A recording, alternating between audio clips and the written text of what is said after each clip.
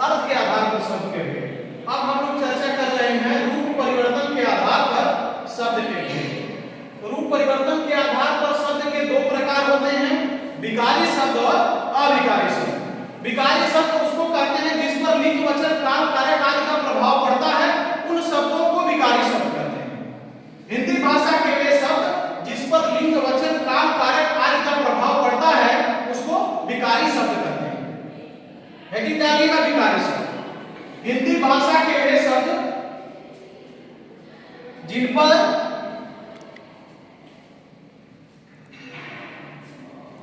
लिंग वचन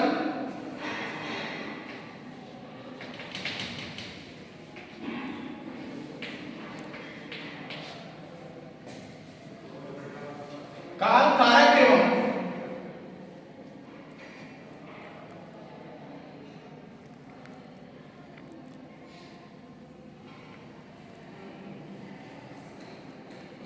काल कारक एवं अन्य शब्दों का प्रभाव पड़ता है, उसे विकारी शब्द कहते हैं।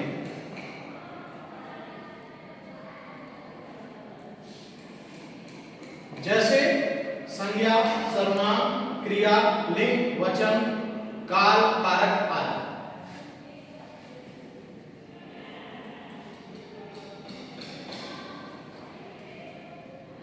दूसरा है क्या लिखिएगा अविकारी शब्द। अविकारी शब्द सुन लीजिएगा तब लिखेंगे आप। हिंदी भाषा के वे शब्द जिन पर लिंग वचन काल कारक आदि का प्रभाव नहीं पड़ता है उसे अविकारी शब्द कहते हैं। हिंदी भाषा के वे शब्द जिन पर लिंग वचन काल कारक आदि का प्रभाव नहीं पड़ता है उसे अविकारी शब्द कहते हैं। क्लियर हो रहा है?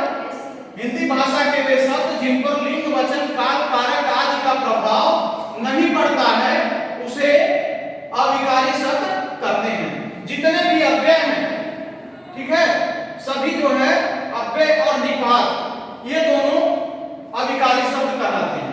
अव्यय जितने भी हैं जैसे भी, इस पर किसी लिंग वचन का काल कारक आदि का प्रभाव पड़ेगा?